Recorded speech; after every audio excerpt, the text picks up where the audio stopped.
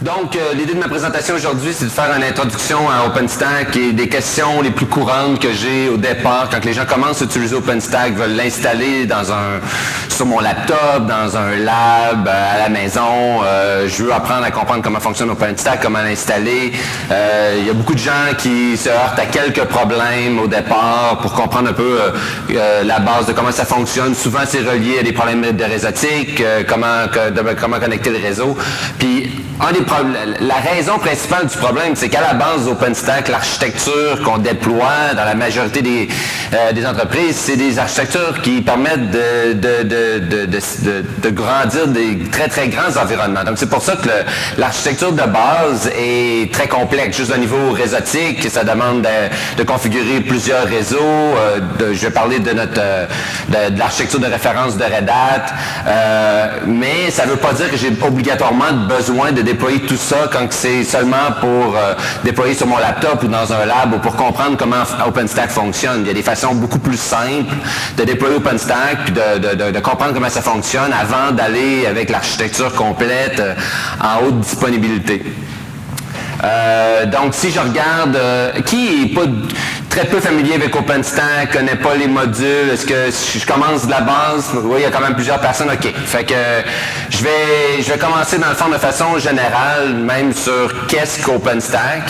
Ben, OpenStack, si je regarde ça d'un point de vue applicatif, c'est des scripts Python qui existent dans plusieurs modules. Puis chacun des modules servent, dans le fond, c'est l'amalgame de plusieurs modules qui gèrent à gérer différents compartiments de mon cloud. Donc, par exemple, pour la partie Compute, donc pour gérer KVM, ben, le projet s'appelle Nova. Nova, c'est des scripts Python qui permet, dans le fond, de brokerer un API à lancer une VM dans KVM. Si je veux orchestrer mon côté réseau, ben, c'est Neutron. Neutron, c'est la même chose, c'est des scripts Python avec une interface API qui me permet de me connecter à un Software Defined Networking, un SDN quelconque, qui va orchestrer ma réseautique quand je veux lancer une instance. Même chose pour mon storage, ben, j'ai un projet qui s'appelle Sender qui me permet de brokerer un API call à une partition qui va être créée dans un storage puis qui va être attachée à ma VM sur le bon réseau. Donc l'idée, c'est de faire du Software Defined Data Center où que je peux orchestrer le déploiement de mon compute, de mon réseau, de mon storage à partir de des appels API. Puis il y a une série d'autres modules ou projets qui s'attachent à ça, puis l'environnement, l'écosystème d'OpenStack grandit toujours, mais des modules tels que Keystone qui permet de gérer l'authentification, Ironic qui permet de faire du provisioning de bare metal et non pas seulement de VM, Ceilometer qui permet de gérer tout ce qui est monitoring de performance de mes VM, l'utilisation de CPU, de mémoire, et il y a plusieurs autres projets de data processing, donc Big Data, il y a le projet Sahara, il y a le projet d'orchestration Heat qui me permet de bâtir des templates. Donc si par exemple, à chaque fois que je veux bâtir une application, j'ai besoin d'orchestrer le même compute, le même storage, puis le même network d'une certaine recette, ben, je peux bâtir un template Heat, puis Heat lui processe dans le fond la recette dans le template en tant que tel, puis bâtit dans le fond toutes mes VM et toute l'orchestration qui est nécessaire pour bâtir mon application. Donc Heat, c'est plutôt un système de packaging. Il y a un projet que je vais parler un peu plus tard qui s'appelle Tripolo, que Red Hat utilise, qui est le projet qui permet d'installer OpenStack. Donc, pour comprendre un peu OpenStack, c'est une série de projets ou de software, dans le fond, packagés ensemble, qui permet de gérer mon cloud, mon environnement cloud, toujours à travers d'un API. Donc, le concept est toujours le même. J'ai accès à un API, il y a un brokering system qui est codé en Python, qui me permet de parler à une couche en dessous. Puis la couche, elle est flexible. Donc, pour Nova, ben, Nova peut s'intégrer avec KVM, qui va être la base, par exemple, de ce que Red Hat va fournir, mais ça pourrait être aussi VMware qui soit derrière Nova. Derrière mon storage, ben, je peux avoir Ceph, ou je peux avoir il y a une étape où je peux avoir plusieurs sortes de storage d'intégration. Il y a une longue liste de drivers supportés. Même chose pour mon réseau, d'un point de vue SDN, ben, je pourrais avoir un réseau Cisco, Big Switch, Nuage. Donc l'idée aussi, c'est qu'en ayant un API et un brokering system au départ, ben, ça me permet de pouvoir interchanger les solutions sans changer, dans le fond, la couche d'orchestration sur le dessus qui va permettre de déployer des applications. Ben, si si plus tard je change d'une solution à l'autre, ou d'un hyperviseur à l'autre, ou d'une solution de storage à l'autre, il ne devrait pas avoir d'impact pour mes clients ou pour mes services qui vont être orchestrés au-dessus de mon cloud. Donc, c'est un peu de bâtir son propre Azure ou Amazon Web Services à l'intérieur de l'entreprise. J'offre un API comme service, puis l'infrastructure devient une infrastructure as a service ou au Software Defined Data Center, qui sont les deux termes qu'on entend le plus souvent. Donc là, je vais rentrer dans un peu plus technique d'un point de vue OpenStack. Pour ceux qui sont un peu moins familiers avec OpenStack, ça va peut-être être un peu plus technique, mais je vais essayer quand même de garder ça le plus simple possible. L'idée, dans le fond, de l'architecture de référence de Red Hat, comme je disais tout à l'heure, c'est de scaler un environnement cloud. Donc, OpenStack est fait pour bâtir, imaginez, des centres de données d'équipement, des racks et des racks d'équipement, et de pouvoir scaler très facilement en rajoutant plus de compute ou plus de storage à mon environnement sans impacter mon cloud. Donc à la base, juste pour partir avec un environnement en haute disponibilité, j'ai besoin d'au moins 3 controller nodes qui vont être les nodes qui vont rouler tous mes services que je parlais tout à l'heure, donc tous les brokering de Nova, Glens, Cinder, Neutron, tous ces services-là ont besoin de rouler quelque part, donc ils vont rouler sur mes controller nodes, puis j'en ai besoin de 3 pour qu'ils soient en haute disponibilité. Ensuite, je vais avoir besoin de compute nodes, parce que mes VM vont rouler. Donc, je peux avoir au minimum un compute node, mais évidemment, j'ai besoin de tellement de serveurs qu'en général, ça n'a pas de sens d'avoir un compute node. Donc, je vais avoir une certaine quantité de compute node pour rouler des VM pour amortir le coût de tous mes autres serveurs qui servent à contrôler ou à installer OpenStack. Je vais avoir besoin d'au moins 3 Ceph nodes ou d'une unité de storage. Dans le cas ici que je présente, j'utilise Ceph. Donc, Ceph, c'est la même chose. Je vais avoir besoin d'au moins 3 nodes pour la redondance d'un point de vue storage, ou je pourrais aussi m'intégrer avec une unité de storage qui existe déjà.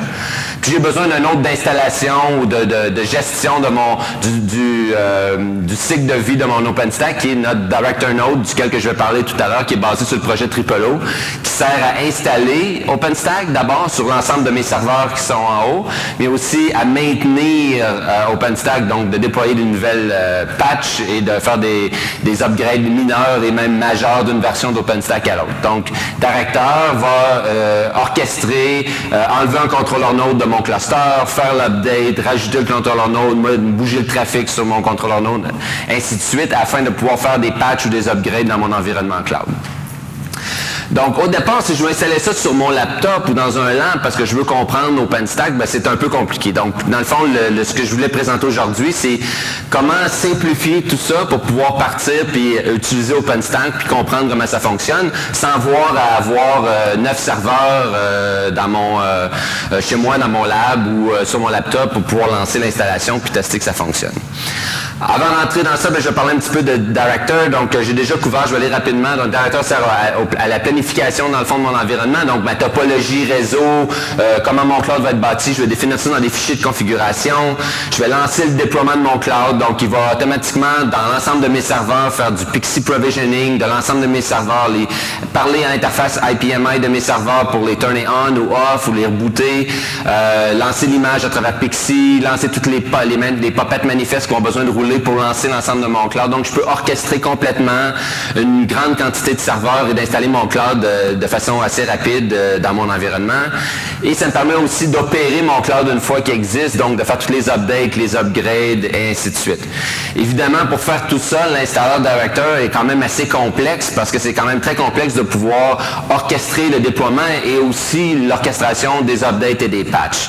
Donc, c'est l'outil, évidemment, qui est préconisé par Red Hat pour les installations dans des grandes installations dans des entreprises, mais je vais aussi parler d'un autre outil tout à l'heure qui est beaucoup plus simple, qui s'appelle PackStack, qui permet de faire la version simple de ce que Tripolo fait. Donc, il y a 2 outils majeurs qu'on utilise en général. Donc, si je veux faire plus du test dans un laboratoire ou sur mon laptop, je vais utiliser PackStack. Si je veux faire un vrai déploiement que j'ai besoin de maintenir et de patcher et d'upgrader, je vais utiliser OpenStack Director. OpenStack Director vient d'un projet qui s'appelle Tripolo. Donc, comme toute bonne solution Red Hat, on a une compagnie open source. Donc, c'est le projet à la communauté dans lequel on contribue et qu'on développe le produit. Ce projet-là a une version midstream qui s'appelle RDO Manager, qui est basée sur la solution OpenStack d'RDO. Donc, ce sera l'équivalent de CentOS pour Red Hat versus la version upstream. Puis, tu as la version Enterprise qui s'appelle RHEL OpenStack Platform Director. Donc, les valeurs de, je vais passer ça assez rapidement, les valeurs de Director, ben, c'est ce que j'ai déjà parlé, c'est toute la gestion du life cycle, aussi l'intégration avec toute la communauté. Donc, on a fait de plus en plus d'intégration avec d'autres produits externes. Si je veux m'intégrer avec un environnement Cisco, ou Big Switch, ou Juniper, ou peu importe, ben, je peux intégrer dans mon outil d'orchestration de mieux en mieux l'orchestration aussi des third parties qui vont être attachés à mon cloud, tout l'écosystème, puis la scalabilité de mon cloud. Parce qu'évidemment, OpenStack égale scalability à grande échelle de mon environnement cloud. Puis évidemment, toute la question du support et que Red Hat et la valeur ajoutée de Red Hat. Donc, la question, c'est comment partir, aujourd'hui, c'était le thème de ma présentation, comment partir avec OpenStack sans avoir à me préoccuper de tout ça. Évidemment, ce que je vais parler dans les prochaines slides, c'est pas ce que Red Hat préconise comme best practices. Si je veux bâtir un environnement dans mon cloud, dans l'entreprise, c'est pas ce que je vous recommande. Mais si vous voulez tester dans votre lab ou sur votre laptop une solution, ben, c'est des façons beaucoup plus simples de déployer l'environnement. Donc, ça, c'était l'architecture de référence. En général, moi, quand je vais tester un petit déploiement d'OpenStack, ça va plutôt ressembler à ça. Donc, c'est une version beaucoup plus simple de ma version complètement en haute disponibilité de mon architecture de référence. Donc, ce que j'ai fait ici, évidemment, j'ai seulement un controller node, je ne déploie pas en haute disponibilité. Je vais avoir au moins un compute node, mais je pourrais en avoir plus qu'un. Puis je vais avoir un autre de storage. En général, si je fais du test, je vais juste m'installer un petit serveur NFS, ça va me prendre quelques minutes. Puis je vais me brancher en général 2 réseaux. Ça peut être c'est mon scénario numéro 1. Si je veux faire ce qu'on appelle du tenant networking, je vais parler de 2 concepts d'un point de vue réseau dans OpenStack. Il y a un concept qui s'appelle tenant networking, puis un concept qui s'appelle provider network. Donc le concept de tenant networking, c'est un peu quand vous utilisez Amazon ou Azure, c'est le même principe. J'ai un réseau public dans lequel je vais avoir des adresses IP flottantes qui vont être attachées à un routeur virtuel, puis je vais avoir un réseau privé. Quand je vais lancer mes instances, ils vont être lancées sur mon réseau privé, qui peuvent se parler entre eux, mais ils n'ont pas de communication externe tant que je n'ai pas attaché une adresse IP publique, donc un floating IP sur mon adresse attachée à ma machine virtuelle. Donc c'est le concept de base que la majorité des gens utilisent au départ avec OpenStack, c'est ce qui est la solution qui est la mieux connue, parce que c'est basé dans le fond sur l'architecture qui est utilisée dans le public cloud, donc dans Azure ou dans Amazon. Mais il y a un autre principe aussi qui s'appelle Provider Network, où je peux simplifier encore plus mon architecture. Donc là, j'ai seulement un réseau au lieu d'en avoir 2, où ce que j'ai besoin de mon réseau externe puis mon réseau privé pour mon tenant network, avec un bridge sur mon controller node pour attacher le tout ensemble. Ici, je pourrais avoir ce qu'on appelle un Provider Network, qui serait plus familier dans le fond avec ce que vous retrouvez quand vous déployez tout simplement dans VMware ou dans Rev, dans KVM. J'ai un réseau flat dans lequel je peux attacher directement mes VM sur ce réseau-là. Donc, j'ai plus de concept de routeur virtuel ou de réseau virtuel en tant que tel. Tout ce que j'ai besoin, c'est de changer une certaine configuration dans mon DHCP agent.ini. Puis, à ce moment-là, ça me permet de pouvoir créer des réseaux. Puis, je vais expliquer plus tard pourquoi j'ai besoin de faire ce changement-là pour que ça fonctionne. Donc, je pourrais aller encore plus simple, je pourrais tout bâtir, c'est ce que j'ai fait aujourd'hui. J'ai une VM sur mon laptop, donc que je vais utiliser, où ce que j'ai mis tout ensemble. Donc, dans ce cas-ci, j'appelle un déploiement all-in-one, où ce que je vais avoir mon contrôleur, mon compute, puis mon storage sur la même machine. Puis là, je peux déterminer si je vais avoir un ou 2 réseaux, dépendamment de si je veux configurer tenant network ou provider network. Si je veux faire provider network, je peux avoir seulement un réseau, puis ça va être suffisant. Si je veux faire une configuration pour bâtir mon application. Donc, Heat, c'est plutôt un système de packaging. Il y a un projet que je vais parler un peu plus tard qui s'appelle TripleO, que Red Hat utilise, qui est le projet qui permet d'installer OpenStack. Donc, pour comprendre un peu OpenStack, c'est une série...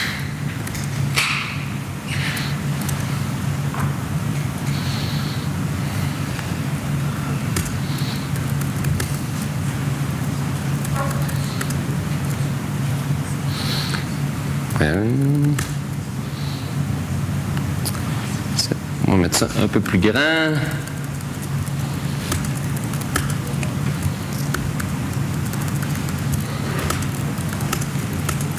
OK, donc je vais aussi... Donc, j'ai un article complet que j'ai publié sur mon petit site web personnel, mon blog. Si vous voulez, ça s'appelle, vous pouvez me googler le www.marcobirbe.com. Vous allez retrouver les instructions complètes de ce que je vais faire aujourd'hui, qui est dans le fond les instructions pour déployer OpenStack 8 avec Packstack de façon très très simple sur votre laptop ou dans votre environnement de lab, qui explique dans le fond la base que je vais avoir déjà fait ici dans mon environnement de démo. Donc, j'ai installé, je vais essayer de zoomer in encore un peu. Pour partir, j'ai installé Real 7, donc j'ai une machine qui a déjà Real 7 d'installer. Donc une des différences avec Packstack versus Director, c'est que Director va s'occuper de tout faire, le Pixie Provisioning pour moi, installer l'OS, va complètement bâtir depuis le départ de la machine. Si j'utilise Packstack, ben, j'ai déjà besoin d'une certaine base d'être préconfigurée. Donc j'ai besoin de Real 7 de déjà installé. J'ai besoin de subscription d'OpenStack avec les bons repos d'attacher à ma machine. Si j'ai pas ça, je pourrais faire exactement la même recette en utilisant CentOS, puis en utilisant dans le fond les repos qui viennent de la solution RDO. Donc vous pouvez googler rdoproject.org, puis dans le Quick Start, ici vous allez retrouver comment attacher les bons repos. C'est exactement la même recette que vous utilisez la version OpenStack Enterprise de Red Hat ou vous utilisez la version Community qui est RDO.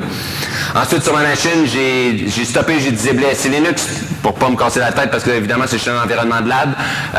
J'ai disablé mon firewall, j'ai disablé Network Manager. Je me suis assuré que mes interfaces réseau avaient des adresses IP statiques. Par défaut, mes VM sur mon laptop ils ont des adresses DHCP. J'ai besoin d'adresses IP statiques parce qu'il y a une configuration réseau qui va se faire par Packstack. Je m'assure que ma machine résout, donc j'ai un DNS ou que mon hostname existe dans Etsy Host, parce que la manière que Packstack fonctionne, l'installation se fait à travers SSH. Donc j'ai besoin que le resolving fonctionne. Je vais SSHer sur ma machine, même si je le fais à partir de ma machine locale. Ça va faire un SSH local sur ma machine pour pouvoir lancer l'installation. Si j'utilisais Packstack pour installer sur plusieurs serveurs, Packstack ferait un SSH sur l'ensemble de mes serveurs. Donc j'ai besoin que ça résoudre, sinon je vais avoir un problème de timeout pendant que l'installation est lancée. Puis évidemment, j'ai fait un update une fois que j'ai installé tous mes repos d'OpenStack. J'ai fait un YUM update, puis un kernel qui s'est ajouté, fait que j'ai fait un reboot pour partir clean avec mon environnement. Ensuite, une autre partie que j'ai déjà faite dans mon installation de lab, j'ai installé l'outil qui s'appelle Packstack. Donc, c'est assez simple. YUM install OpenStack Packstack. Ça déploie l'outil que je vais utiliser pour installer OpenStack.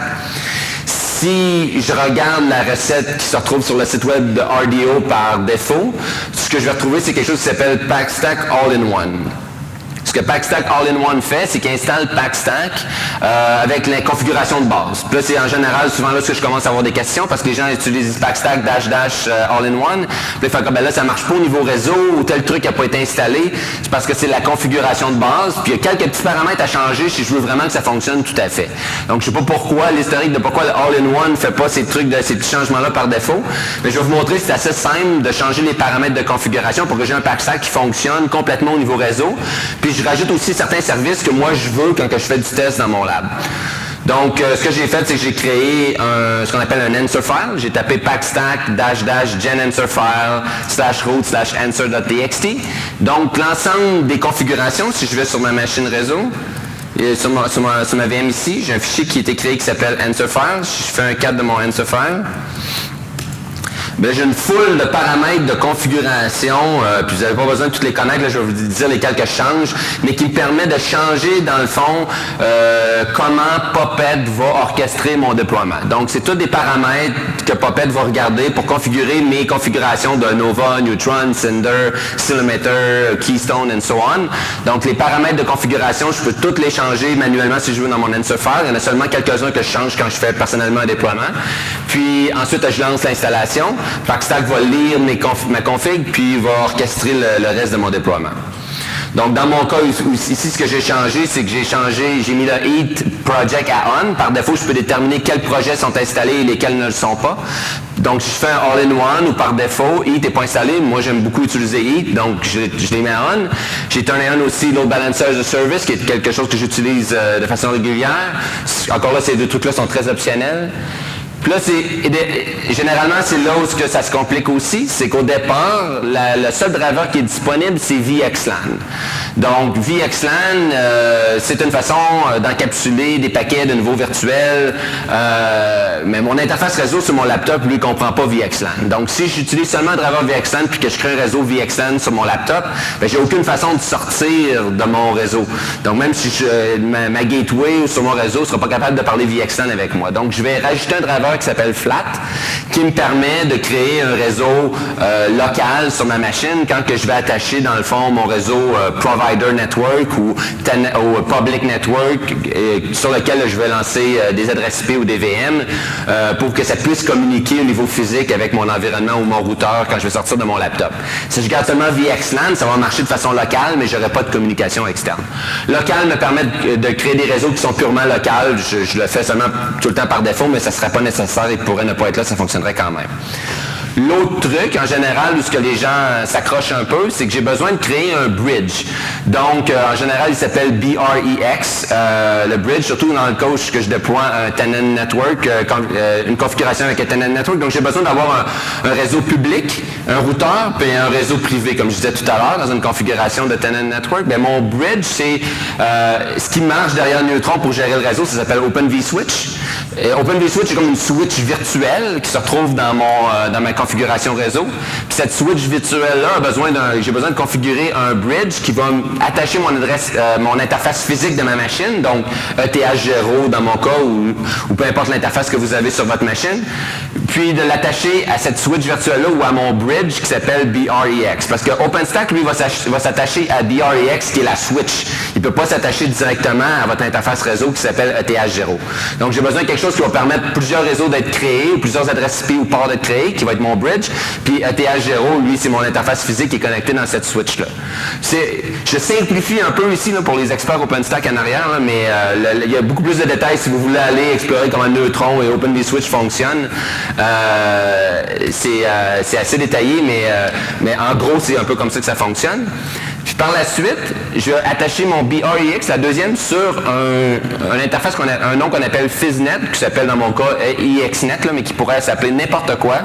Ça, c'est juste un nom pour pouvoir dire, parce que moi, par exemple, mettons que j'aurais plusieurs serveurs, ça pourrait pas toujours être ETH0, qui serait mon interface réseau sur lequel je vais attacher cette interface réseau-là. Donc, EXNet, juste un nom que je donne, que je peux attacher sur plusieurs de mes machines, et que sur certaines de mes machines, ça pourrait être ETH0, puis sur d'autres machines, ça pourrait être ETH1 ou ETH2. OpenStack, quand je vais faire l'orchestration puis dans Neutron, puis que je vais attacher dans le fond sur EXNet, qui est juste un nom que je donne, une alliance que je donne à mon interface réseau, qui fait que j'ai pas toujours besoin que ce soit ETH0. Donc, je sais que c'est un domaine très, très, très complexe là, pour plusieurs personnes au départ, parce que c'est un peu... Mais si vous suivez ma recette, vous n'aurez pas de problème, ça va fonctionner. Puis si vous voulez avoir plus de détails, vous pouvez chercher sur Open vSwitch puis Neutron comment ça fonctionne, puis vous allez trouver des schémas réseau qui expliquent ça en détail. L'autre truc aussi que je vais en général enlever, c'est tout ce qui est la partie démo de ce que Packstack fait. Quand vous installez Packstack par défaut, il va vous créer un tenant, puis il va vous installer une image. Puis moi, personnellement, je préfère le faire à la main, à ma sauce à moi. Donc, puis il va vous créer un réseau. Puis, fait que là, je dis non, fais-moi pas d'environnement de départ. Je vais créer ça moi-même manuellement, puis ce que je vais faire dans ma recette, là, créer mon propre réseau, uploader ma propre image, puis lancer ma propre installation d'OpenStack. Donc, cette partie-là, Packstack, après ça, je vais lancer Packstack en pointant sur mon answer file que j'ai modifié. Donc là, c'est ce que j'ai déjà fait ici. Donc, tout ce que j'ai fait, dans le fond, j'ai fait Packstack, answer file égale /root/answer file, une fois l'avoir modifié. Je lance ça, je peux aller prendre un café, ça va prendre à peu près 10-15 minutes, dépendamment de la vitesse de votre réseau ou à quelle vitesse vous vous connectez sur le cloud de Red Hat pour aller chercher les RPM. 10 minutes plus tard, je devrais avoir un Packstack qui est complètement fonctionnel, mais qui est vide. Donc, je vais avoir un OpenStack qui marche, mais j'aurai rien configuré. J'aurai pas de réseau, j'aurai pas d'image, j'aurai absolument rien. Il va être complètement vide, mais OpenStack va être complètement installé. si ça marche, si vous avez une erreur pendant le déploiement, quand je vais lancer ça, je vais avoir accès à un log file. Donc, et généralement, quand je vais lancer ça, je vais lancer une autre console dans laquelle je vais faire un tel-f de mon log file pour voir en détail ce qui se passe pendant l'installation. Ça peut être toutes sortes de petits anicroches qui peuvent arriver. Souvent, c'est un oubli de ma part si ça va pas fonctionner. Ça peut être que j'ai oublié de changer l'adresse DHCP pour une adresse IP statique. Ça peut être que ma machine ne résout pas correctement. Ça peut être, si vous avez suivi la recette, ça va fonctionner, mais ça peut arriver parfois qu'on oublie un truc. Donc, je vais faire un tel-f de mon log file, puis ça va généralement me dire assez facilement ce qui n'a pas fonctionné pendant l'installation. Donc là, je pars sur ma machine où je suis rendu à cette étape-là. Donc, j'ai fait le packstack, je l'ai lancé, j'ai suivi ma recette. Donc, la première affaire en général que je vais faire, c'est vérifier que mes services OpenStack fonctionnent. Fait que si je fais OpenStack-service status, donc ça va me lancer l'ensemble des services. Là, la résolution est peut-être un peu trop grosse. Donc, je veux juste m'assurer que tous mes services sont actifs. Donc, c'est tous les services d'OpenStack qui sont installés, donc Neutron. Puis en réalité, quand je dis Neutron, c'est plusieurs services, juste pour prendre comme exemple. J'ai un service DHCP, j'ai un service de routage niveau 3, j'ai un service de load balancer as a service, j'ai un service de metadata, d'Open vSwitch. Donc, Neutron, c'est un projet qui a plusieurs scripts Python, mais il y a plusieurs services à l'intérieur de ce projet-là dans Neutron. Même chose pour Cinemeter, Cinder, Glance, Heat, Nova, etc. Il y a plusieurs services qui sont attachés à ça, puis c'est ce que mon OpenStack Service Status me dit. Je peux vérifier rapidement, OK, mes services sont tous up and running, est-ce que ça marche? Est-ce que je pars dans un bon state? Donc, par la suite, j'ai besoin de pouvoir avoir un usager, un mot de passe pour pouvoir me connecter à mon cloud OpenStack. Donc, par défaut, ça, c'est Packstack va me mettre dans un fichier qui s'appelle Keystone Admin. Donc, Keystone Admin va me créer un fichier qui me permet, dans le fond, de voir, dans le fond, le mot de passe par défaut. Donc, si je copie ça ici, mon mot de passe, puis mon admin, puis que je vois dans mon 172 sur mon adresse PIN de ma machine, là, je vais arriver sur Horizon, qui est l'interface web d'OpenStack. Donc, Horizon, c'est le projet qui me donne accès à l'interface web. Je tape admin avec le mot de passe qui était préconfiguré automatiquement par Packstack. Je vais me loguer en tant qu'administrateur dans mon cloud OpenStack. Donc là, j'ai ma version command line, ma version web. Je voudrais faire la même chose en command line, mais j'ai besoin de sourcer, dans le fond, le fichier de configuration. Donc, je vais faire source ou point, /root, /keystone admin. Puis là, je suis un admin dans OpenStack en command line. Puis ici, je suis un admin en OpenStack en version web. Donc, c'est la même chose. La configuration que je vais faire prochainement, je pourrai la faire et dans l'interface web et en command line, ça fait exactement la même chose. Donc, si je retourne à mes instructions, là, je mets une instruction optionnelle. Moi, en général, je n'utilise pas l'admin avec le mot de passe qui était créé par défaut. Je pourrais soit aller modifier le mot de passe d'admin ou je pourrais me créer mon propre usager. En général, je vais me créer mon usager Marco avec mon mot de passe. Donc, c'est des instructions de comment le créer. Dans ce cas-ci, je vais garder ça simple. Après ça, la prochaine chose, c'est pour pouvoir tester mon cloud, j'ai besoin d'une image. J'ai besoin de pouvoir lancer une VM. Donc, je vais downloader une très petite VM, pour ceux qui ne connaissent pas, ce qui s'appelle Cyrus. Cyrus, c'est, je download un fichier sur Internet. C'est la plus petite VM que vous pouvez pas trouver. Je pense que c'est minuscule, mais ça va me permettre de tester OpenStack, tester que la VM boot, tester que au point de vue réseau, ça marche. Donc, en général, je vais faire du test avec ça avant de me lancer à installer Fedora ou Red Hat Linux ou Windows, juste parce que ça va être beaucoup plus rapide pour tester. Donc, la deuxième étape, c'est que je vais uploader mon image dans Glen, c'est dans ma base de données d'images qu'après ça, je vais pouvoir utiliser pour lancer dans mon cloud. Donc là, je vois un peu rapidement, mais les instructions sont sur mon site web, Glance, Image Create, avec les instructions pour aller chercher mon image Cyrus.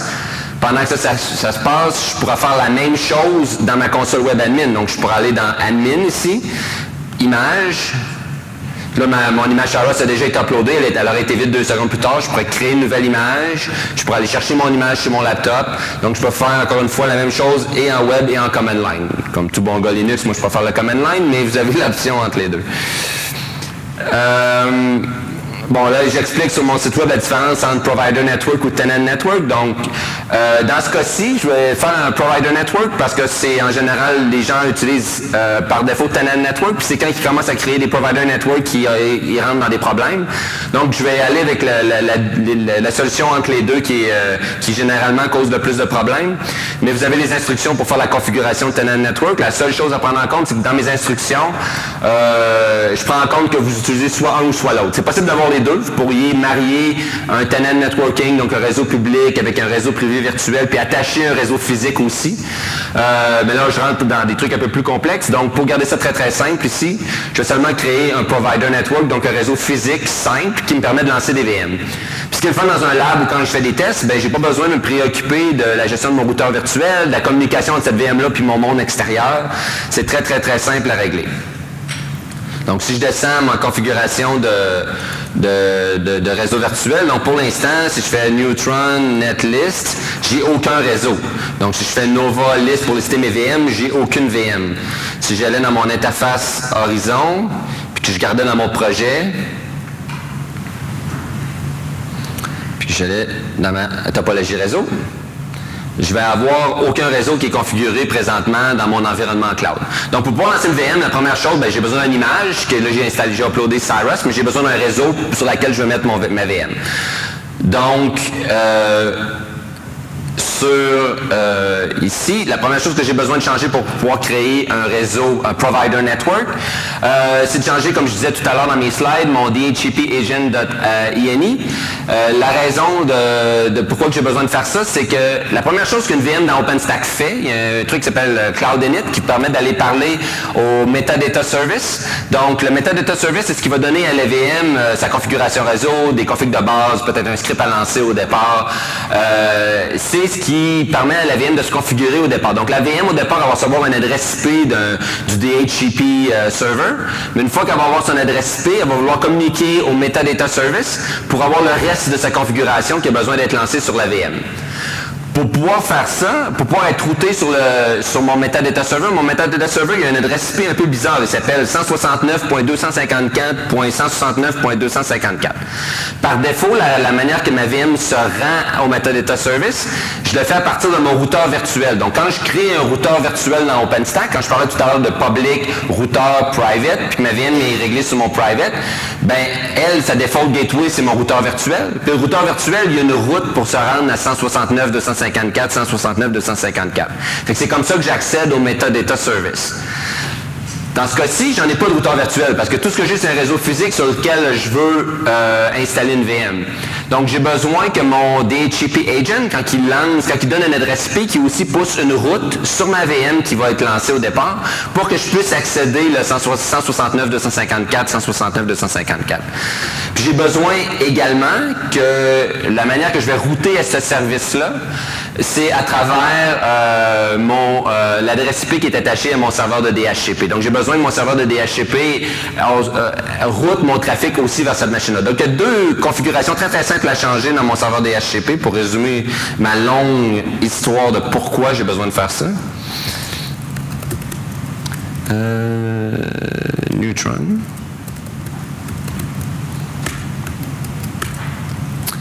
Donc ici, je vais changer Enable Isolated Metadata pour True.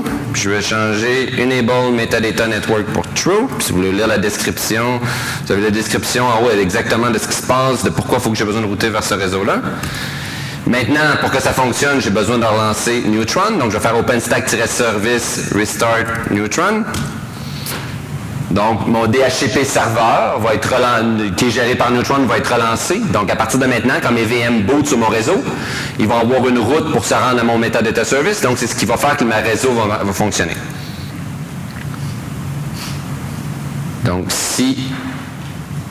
maintenant, je suis à l'étape où je veux créer mon réseau. Donc, pour créer mon réseau Provider Network, j'ai besoin premièrement de l'attacher à un projet. Donc, ce que je vais faire, c'est que je vais lancer ma commande OpenStack Project List pour voir le numéro d'ID de mon projet. Pour l'instant, j'ai seulement, le projet service est toujours là. Le projet service, c'est ce qui gère les services d'OpenStack. Le seul projet dans lequel je peux lancer des instances présentement, c'est mon projet d'admin. Je pourrais créer autant de projets que je veux. Un projet, c'est une façon de segmenter, dans le fond, des services entre plusieurs tenants ou entre plusieurs clients à l'interne. Pour l'instant, j'en ai seulement un, donc c'est lui que je vais occuper. Puis là, je vais lui assigner un réseau. Donc, pour créer un réseau, ici, bon, je lance une longue commande neutron avec l'ID de mon projet admin. Donc, ce que je fais, c'est que je lui dis, ben, crée-moi un réseau public que j'ai appelé public, j'aurais pu l'appeler n'importe comment, qui est sur mon interface physique EXTNet, donc j'ai parlé tout à l'heure, que j'aurais pu nommer aussi n'importe comment. C'est juste mon nom d'appeler ETH0 de façon universelle entre toutes mes machines.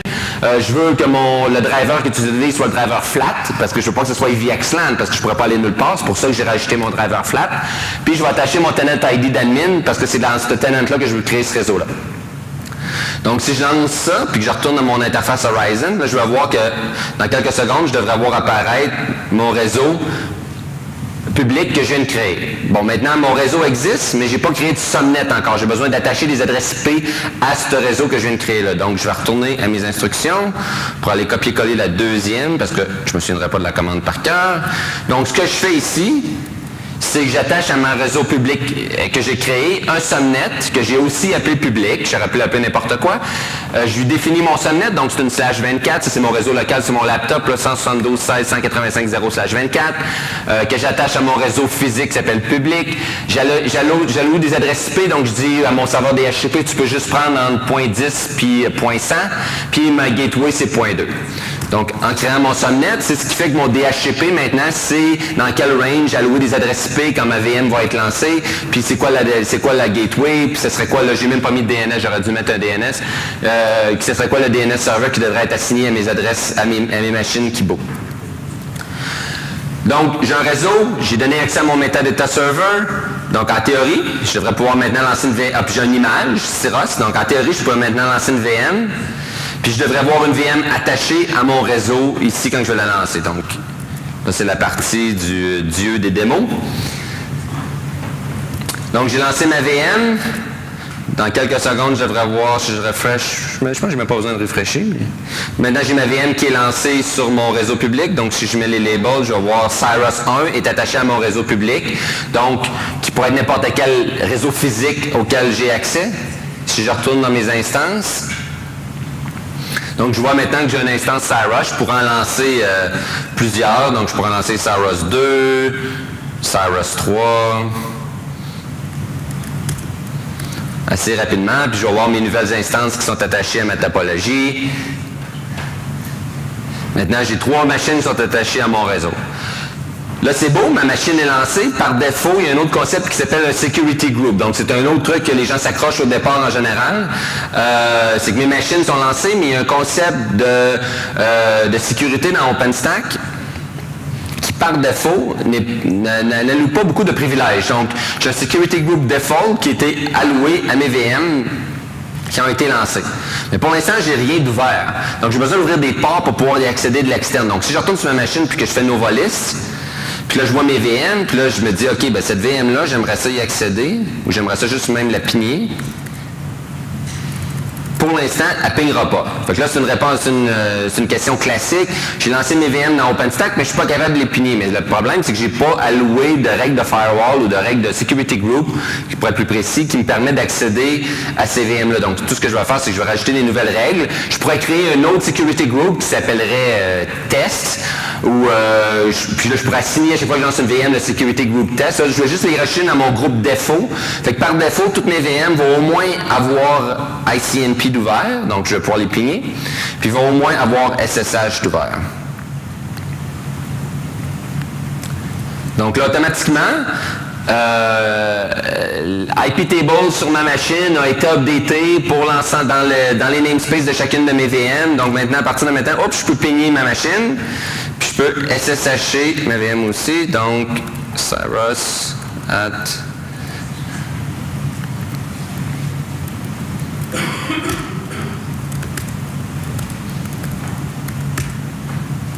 Donc, je suis à l'intérieur maintenant de ma machine virtuelle.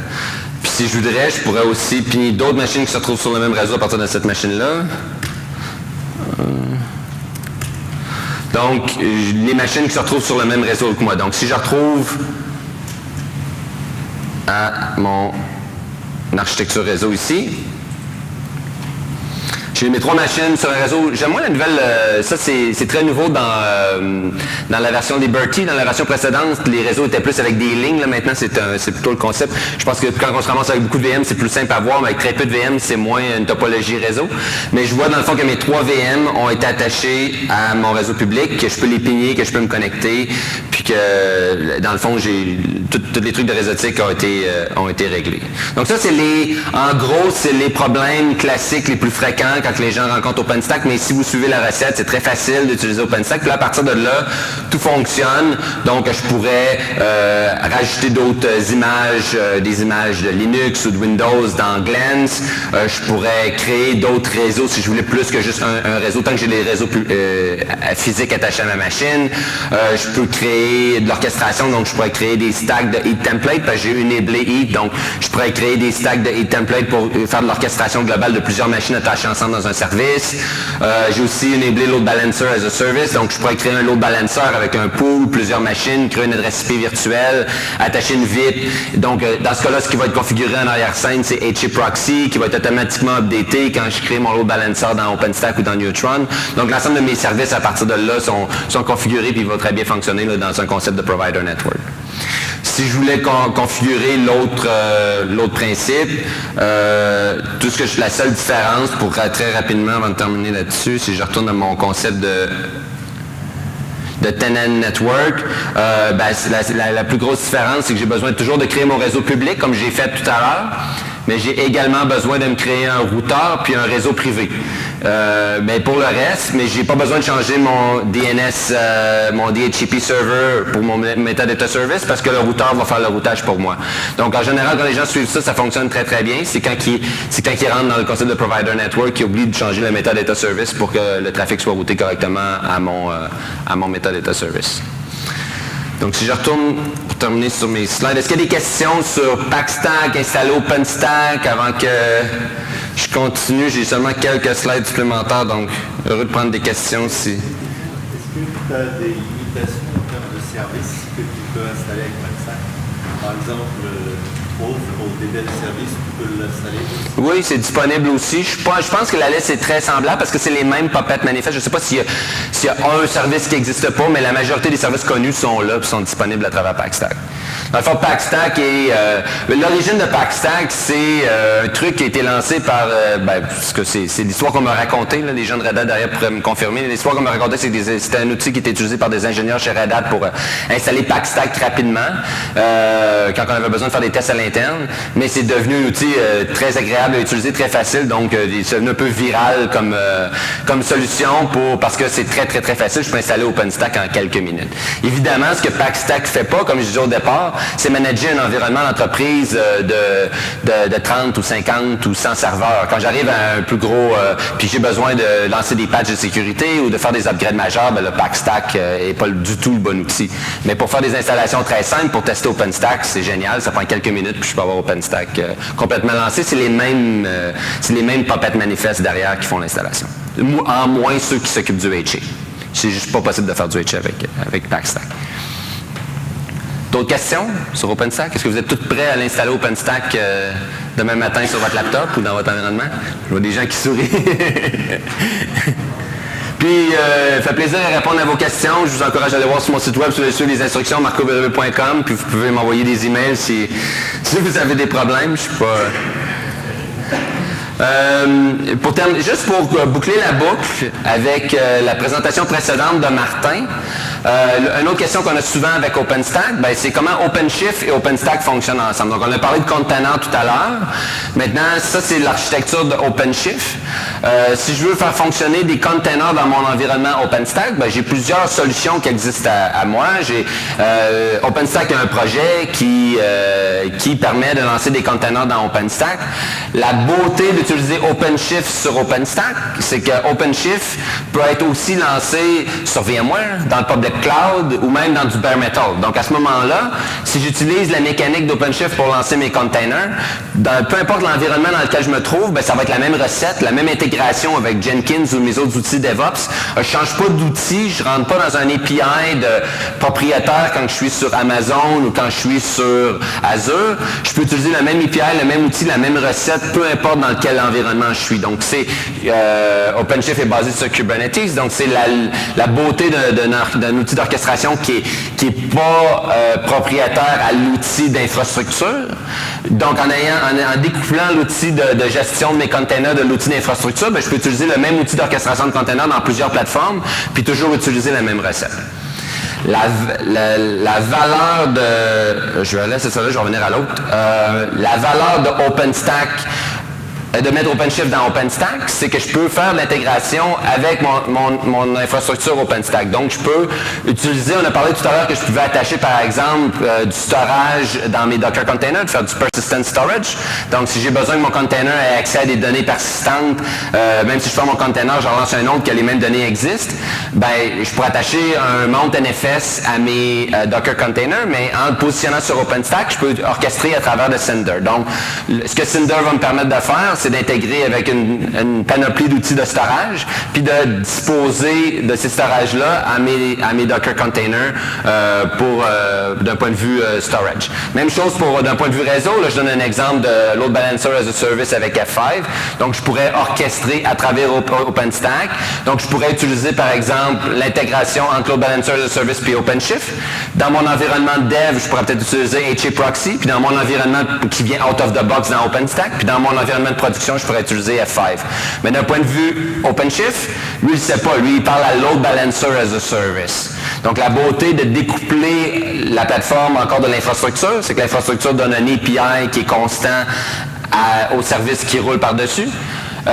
Puis, en tant qu'administrateur d'infrastructure, je peux déterminer, utiliser un driver différent d'un environnement à l'autre pour des questions de coût ou des questions de choix technologiques ou toutes sortes de raisons que moi, j'ai le contrôle de mon environnement d'infrastructure puis déterminer quelle solution de storage ou de réseau je veux permettre en arrière-scène. Mais mon environnement OpenShift, lui, va me parler d'un point de vue API pour gérer ou orchestrer l'infrastructure. Puis évidemment, la valeur de Red Hat d'un point de vue ensemble, on a une autre solution qui s'appelle CloudForms. Donc, quand je parlais d'OpenShift, peut se rouler dans plusieurs environnements publics, private ou traditionnels.